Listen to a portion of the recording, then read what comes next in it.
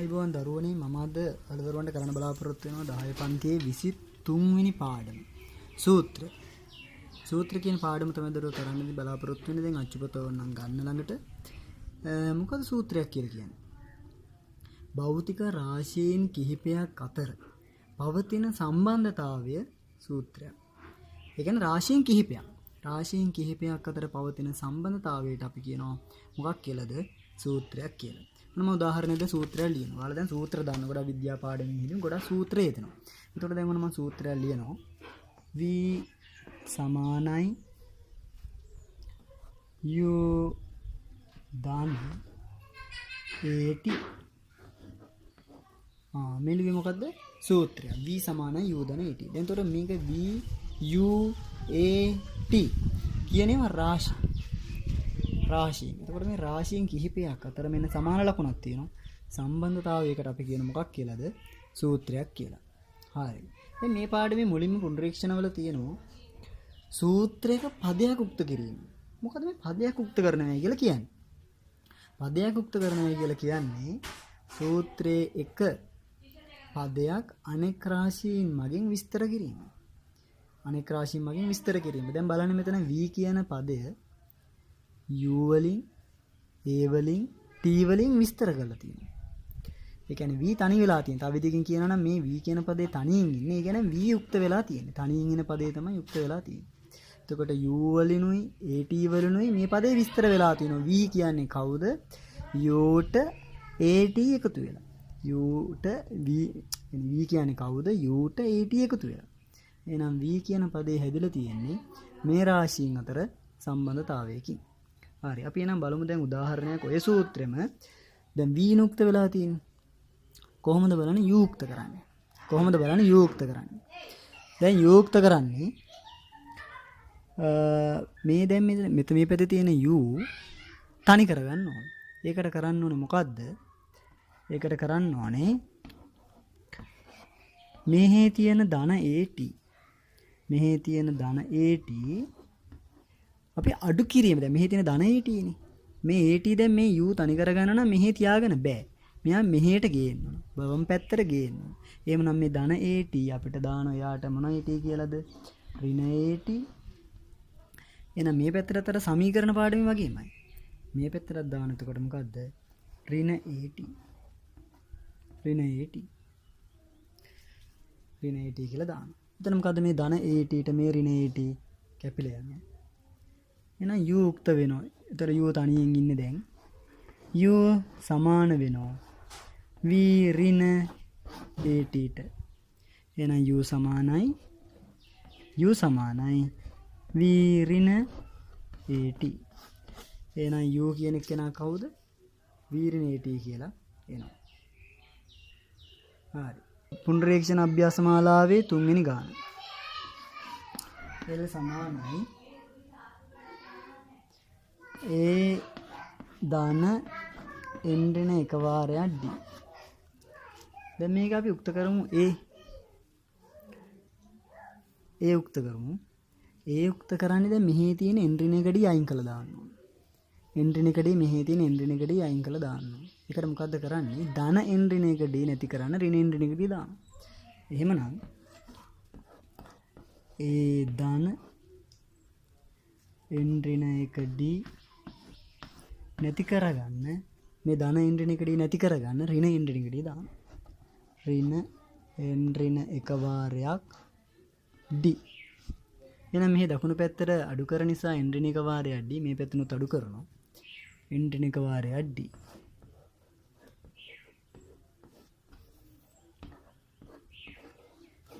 හරි. දැන් බලන්න. මේ n ඍණ එකයි d ට මේ n ඍණ එකයි d කැපිලා යනවා. එතකොට a උක්ත වෙනවා. a සමානයි l ඍණ n ඍණ එක වාරයක් d කියලා අපිට ලැබෙනවා. එක වාරයක් d. හරි. එහෙනම් ඔන්න දැන් a උක්ත වෙලා තියෙනවා. දැන් a උක්ත වෙලා තියෙනවා l ඍණ n ඍණ එක වාරයක් d කියලා. හරි.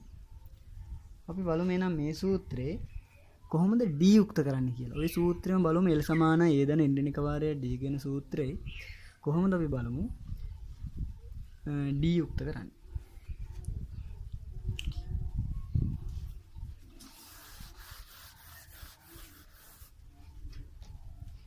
එතකොට මේ වරහන වරහන කොහොම තීච්චාවි එක ගැටලුවක් නැහැ. ඉස්සෙල්ලා දැන් මේ d යුක්ත කරන්නම් මේ a අයින් කරලා දාන්න ඕන. ඉස්සෙල්ලාම a අයින් කරලා දාන්න ඕන. එහෙමනම් මේ ධන a මේ පැත්තට ගේනකොට මොනවා a වෙනවද? ඍණ a වෙනවා. ඒ කියන්නේ a නැති කරලා දානකොට ඍණේ දානවානේ. ඍණ a ධන n ඍණ එක වාරයක් d. n ඍණ එක වාරයක් d. මේට මේ කැපිලා යනවා. මෙහි ඉතුරු වෙනවා l ඍණ a. මෙහි තියෙන n ඍණ එක වාරයක් d. එහෙනම් l ඍණ a මෙහි ඉන්නවා දැන් n ඍණ එක වාරයක් d. දැන් d නුක්ත කරගන්න ඕනේ. දෙපැත්තම අපි n ඍණ එකෙන් බෙදලා n ඍණ එක d කින් ගුණ වෙලා ඉන්නේ. බලන්න n ඍණ එක d කින් ගුණ වෙලා ඉන්න නිසා එහෙනම් n ඍණ එකෙන් දෙපැත්තම බෙදනවා. මේ පැත්තත් n ඍණ එකෙන් බෙදනවා. විතර බලන්න මේකට මේ කපලා ගියා. d සමානයි මෙන්න මේ l ඍණයේ වාරයක් n ඍණ එක කියලා එනවා. එහෙමනම් මම මේ උඩ කොටස මම කළා ලියන්නම් d යුක්ත කළා. එහෙමනම් d කියන්නේ කවුද? l ඍණ a වාරයක් l ඍණයේ බෙදීම n ඍණ එක කියලා ඇවිල්ලා තියෙනවා. ආයෙ නම් මේ උත්තරේ මම උඩින් ලියනවා. n ඍණ එක කියලා එනවා. මම උත්තරේ මම උඩින් ලියුවේ. ඒ කියන්නේ l ඍණයේ බෙදීම n ඍණ එක දැන් මම මේ පැත්තෙන් ලියුවා. ඒතර d සමාන l ඍණ a බෙදීම n ඍණ එක කියලා උත්තරේ එනවා. එහෙනම් තව ගානක් බලමු.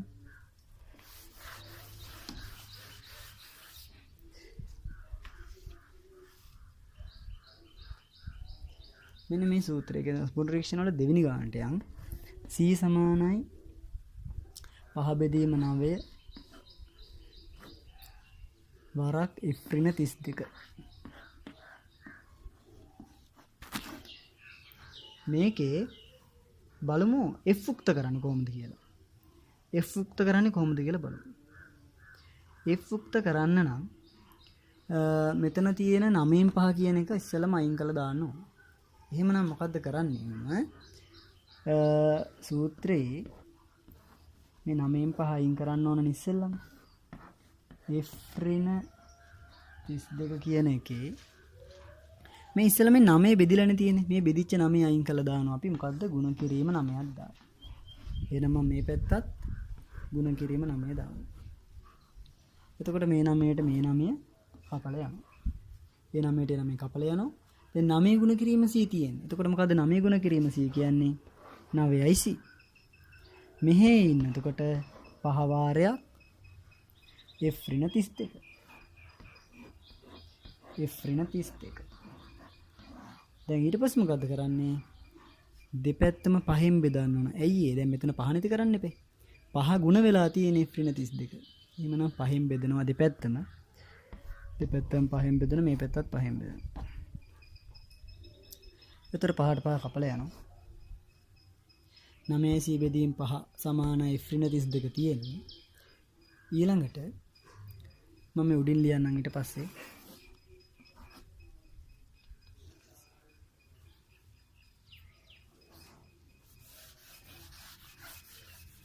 නමේ c බෙදීම 5 9යි c බෙදීම 5 සමානයි f ඍණ 32 නේ දැන් මෙහි ඉතුරු වෙන්නේ. 9යි c බෙදීම 5 තියෙනවා. f ඍණ 32 තමයි ඉතුරු වෙන්නේ දැන් මේ පැත්තේ.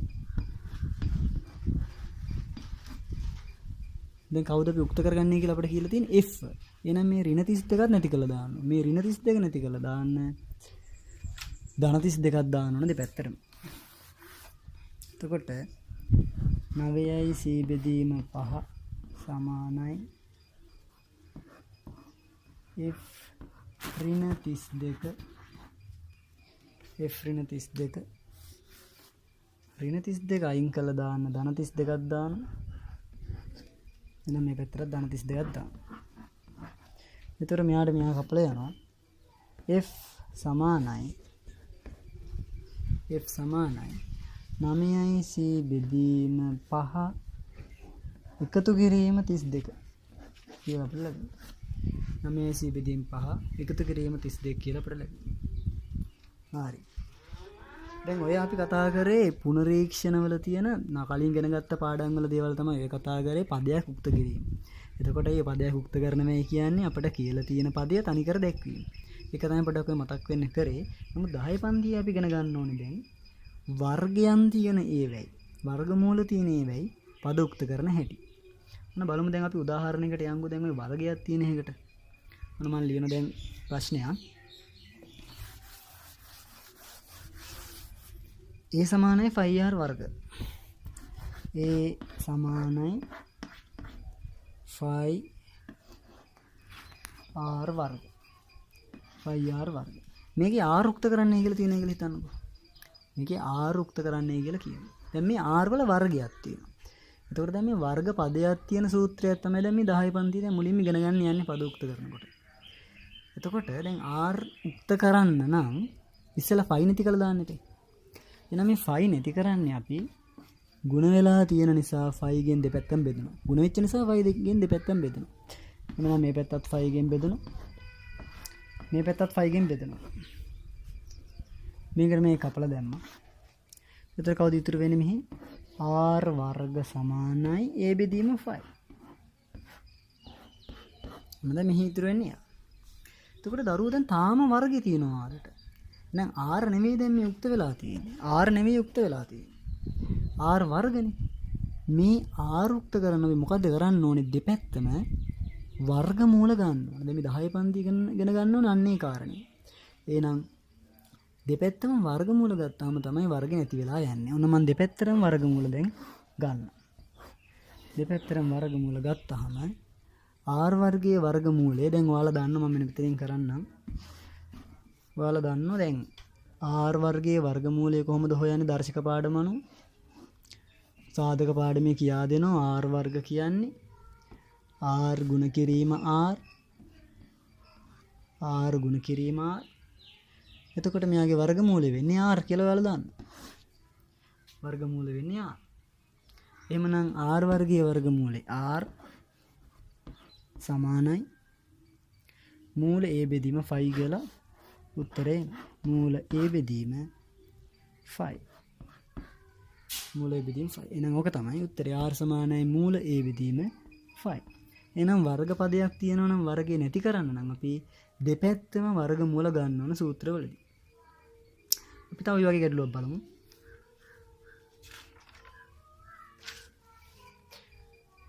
v වර්ග සමානයි u වර්ග ධන 2a සූත්‍රය බලමු.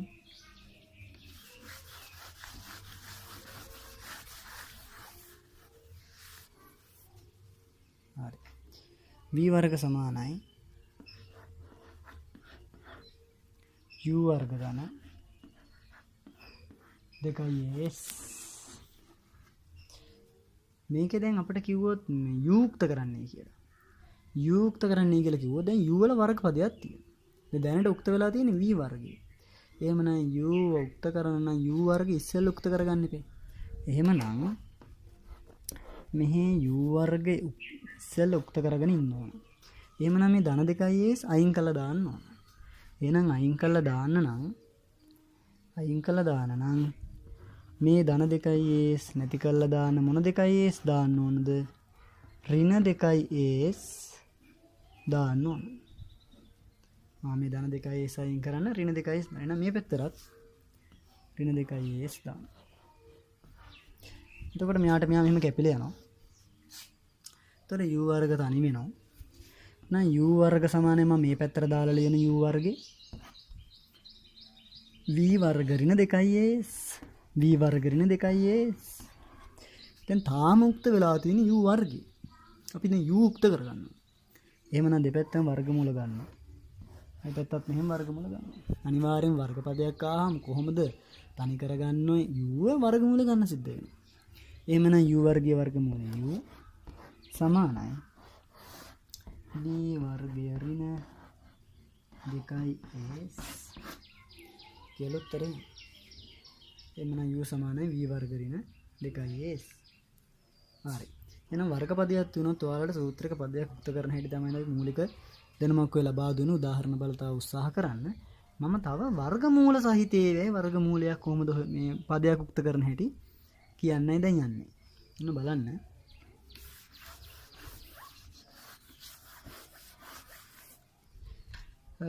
t සමානයි මෙන්න එහෙම සූත්‍රයක් තියෙනවා කියලා හිතන්නකෝ. වර්ගමූල p සමානයි 2q.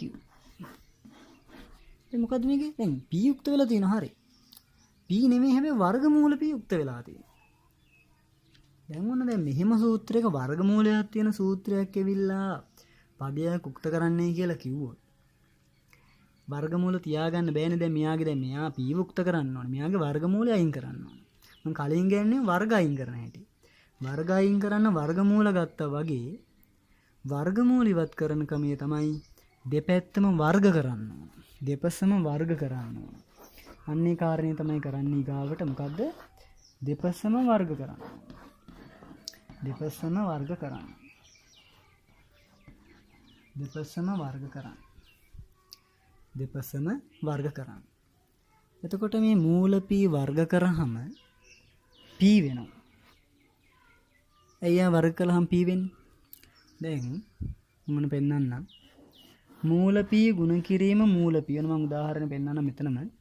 ඒ මූල p වර්ග කරාම p වෙන හැටි. මූල p ගේ වර්ගය කියලා කියන්නේ මූල p ගුණ කිරීම මූල p. මූල p ගුණ කිරීම මූල p. එතකොට මූල p කින් ගුණ කරනවා කියන්නේ මෙහෙම ලියන්න පුළුවන් නේ බලන්න.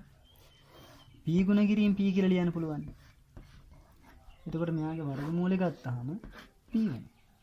එහෙමනම් දරුවෝ යම්කිසි වර්ගමූලයක වර්ගය කියලා කියන්නේ එම සංඛ්‍යාව. මේ මෙයාගේ වර්ගමූලයේ වර්ගය කියන්නේ p ම තමයි. ඒක තමයි මම ඔය පෙන්වන්නේ. එහෙනම් p ගුණ කිරීම p ගේ පිළිතුර මොකද්ද p? එහෙමනම් p ගුණ කිරීම p ගේ පිළිතුර මොකද්ද? p වෙනවා. වර්ගමූලය ගත්තාම p නිසා. එහෙමනම් දැන් ඔන්න මම මේ ගාන මේක මකලා දැන් ආයෙත් හදන ගාන. එහෙනම් දෙපසම වර්ග කරන්න තමයි ඕනේ. දෙපසම වර්ග කරාම මූල p වර්ග කරාම p වෙනවා 2q වර්ගත් කරන්න ඕන. ඒතර මූල p ගේ වර්ගෙ p 2q ගේ වර්ගය කියන්නේ 2 වර්ගයයි q වල වර්ගයයි. 2 වර්ගය 4යි. 2 වර්ගය 4යි. q වල වර්ගය q වල වර්ගයයි. එහෙමනම් p සමානයි 4q වර්ග වෙනවා. දෙපසම වර්ග කිරීම තමයි වර්ගමූල නැති කරගන්න නම් කරන්න සිද්ධ වෙන්නේ. ඒක තමයි මම පෙන්වුවේ දැන් මූල p වර්ග කරාම p වෙන හැටි. මූල p වර්ග කරාම p වෙන්නේ අර වර්ගමූල ගන්න ආකාරය තමයි. එහෙමනම් p සමානයි 4q වර්ග කියලා අපිට දැන් p යුක්ත වෙලා එනවා. එහෙනම් මතක තියාගන්න ඕනේ මෙතින් දැන් වර්ග පදයක් තියුණොත් නැති කරන්න වර්ගමූල ගන්නවා. වර්ගමූල නැති කරන්න වර්ග කරනවා. දෙපසම වර්ග කරන්න ඕනේ දෙපැත්තම. ළමයි හැමරල් ළමයි මේ දෙක වර්ග කරන්නේ වරහන තියෙනවා අනිවාර්යෙන්. ඒක නිසා දෙකෙත් වර්ගේ දාන්න ඕනේ මෙතන 4යි කියලා. හරි. තව උදාහරණයක් බලමු. ඔය જાති තව උදාහරණයක්.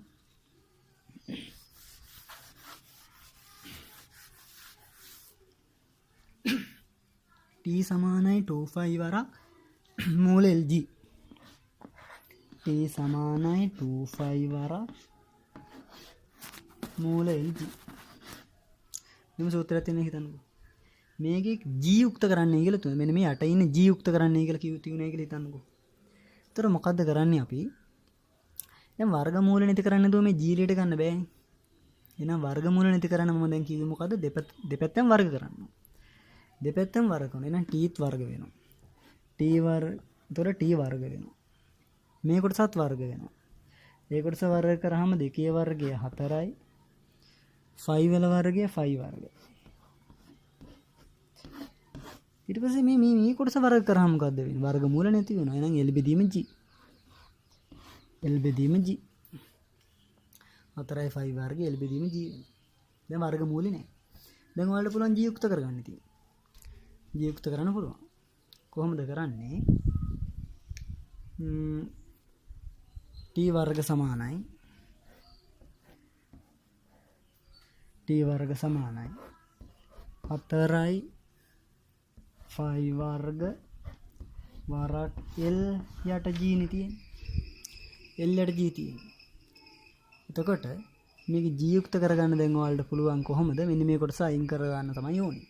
හරි අපි නම් බලමු මම උඩින් දැන් ආයි නැවත පටන් ගන්නම් ඒක කරන්න.